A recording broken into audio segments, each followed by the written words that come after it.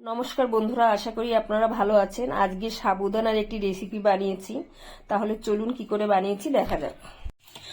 আজকে বানাবো সাবুদানার পোলাও বলতে পারেন কিংবা উপমাও বলতে পারেন। এটি যদি উপোসের দিন খান কিংবা টিফিনেও খেতে পারেন।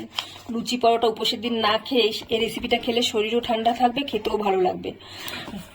এখানে আমি 1 কাপ সাবুদানা নিয়েছি, এটাকে আমি ধুয়ে নিয়েছি। এখন এটাকে ভিজিয়ে রাখতে হবে। 1 কাপ সাবুদানা নিয়েছি, আর যে এই কাপটা মেপে সাবুদানা নিয়েছিলাম জলটাও আমি এই কাপটা মেপে দিয়ে দিলাম। এটা ভিজিয়ে রাখতে হবে 1/2 ঘন্টার মতন। পুরো জলটা সাবুদানা চুষে নেবে। তারপরে আমি 1/2 ঘন্টা পরে দেখাচ্ছি। সাবুগুলো আমার এখন রান্না করার জন্য রেডি হয়ে গেছে। 1-1.5 ঘন্টার মতন ছিল আমার সাবুটা জলে ভেজানো। মানে এটা হলো বড় দানা, মানে যে যেমন দানা নেবে সেরকম সময় লাগবে। এটা আমার বড় দানা ছিল, এই জন্য আমার সময়টা একটু বেশি লেগেছে। ছোট দানা নিলে সময়টা কম লাগবে। এই দেখুন এখন চিপলে গলে যাচ্ছে, তার মানে এটা রেডি হয়ে গেছে সাবুটা। এখন আমি এটার মধ্যে নিয়েছি খানিকটা বাদাম। এখানে নিয়েছি আমি বাদামটাকে আমি শুকনো কড়াইয়ে ভেজে একটু গুঁড়ো করে নেবো। পুরোটা মিহি করব না, একটু গোটা গোটা থাকবে। আর নিয়েছি কিছুটা আলু, কিছুটা ক্যাপসিকাম, গাজর আর কয়েকটা টমেটো কুচি। আমি কড়াইতে 1 চামচের মতন তেল গরম করতে দিয়েছি। এখন আমি ফোড়নের মধ্যে দিয়ে দিচ্ছি জিরে আর 2টো এলাচ। আর জিরেটা ফুটে গেলে তারপরে আমি গাজরগুলো ছেড়ে, গাজরটা একটু নেড়ে নেবো। 2-3 মিনিট নেড়ে নেওয়ার পরে তারপরে আমি আলুটা দিয়ে দেবো। আমি আলুটা দিয়ে দিচ্ছি।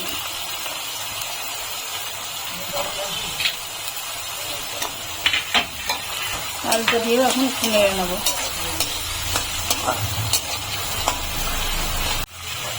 এখন এর মধ্যে আমি স্বাদ অনুসারে একটু লবণ দিয়ে দিচ্ছি। গ্যাসটাকে এখন মিডিয়ামে রেখে আমি একটু ঢেকে দেবো। গাজর আর আলুটা আমার এখন নরম হয়ে গেছে অনেকটা। আমি এখন এর মধ্যে ক্যাপসিকামগুলো দিয়ে দিচ্ছি আর টমেটো এর সঙ্গে দিয়ে দিচ্ছি।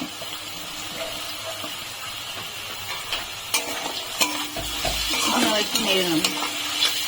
এখন আমি দিয়ে দিচ্ছি 2টো কাঁচা লঙ্কা কুচি, আর দেবো সামান্য পরিমাণে একটু হলুদ। এখন এগুলোকে ভালো করে ভেজে নেব।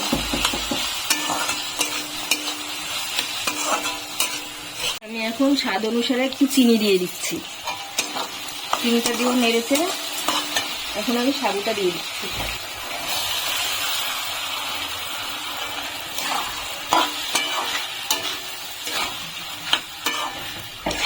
আমি এখন সাবুটাকে নেড়ে চেড়ে গ্যাসটা লো মিডিয়ামে করে রেখে 5 মিনিটের জন্য ঢাকা দিয়ে রাখবো। আমার হয়ে গেছে। এখন আমি এর মধ্যে সেই বাদাম গুঁড়ো করে রেখেছিলাম, বাদাম শুকনো কড়াইতে ভেজে এরকম গুঁড়ো করে রেখেছি, সেগুলো দিয়ে দেবো। আপনারা চাইলে গোটা বাদামও দিতে পারেন, কিন্তু আমি গুঁড়ো করে নিয়েছি।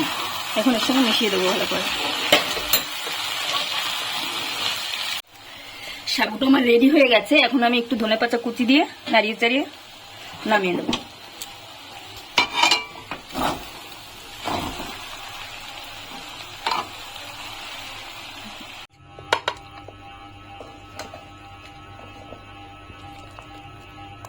রেসিপিটি তৈরি হয়ে গেছে। রেসিপিটি যদি আপনারা উপোসের দিনে বানান তাহলে সন্দক লবণ ব্যবহার করবেন। ভিডিওটি যদি ভালো লাগে তাহলে একটা লাইক করবেন, সাবস্ক্রাইব করবেন এবং কমেন্ট করবেন।